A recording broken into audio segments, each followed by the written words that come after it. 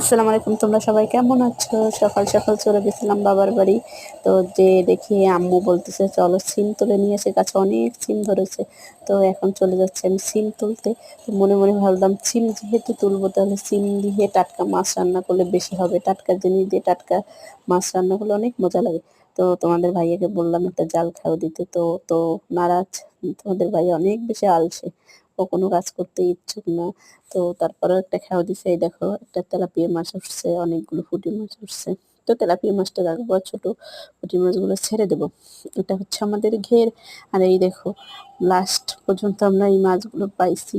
তোমাদের ভাই অনেক কষ্ট করে এই মাছগুলো ধরছে, ও ধরতে পারে না বেশি একটা। অনেক বড় মাছ আছে, তাও সেইগুলো যেহেতু ঝাল দেয়া থাকে, চুরি করার ভয়ে জাল দিয়ে রাখা হয়। তো সেজন্য অনেক বড় মাছ পাওয়া যায়নি, এই ছোট মাছগুলোই পাওয়া গেছে। আর এই টাটকা মাছগুলো দেখতে কি ভালো লাগছে, তাই না? চিংড়ি মাছও আছে সাথে দুটো। তো এই মাছ দিয়ে আজকে হচ্ছে সিম দিয়ে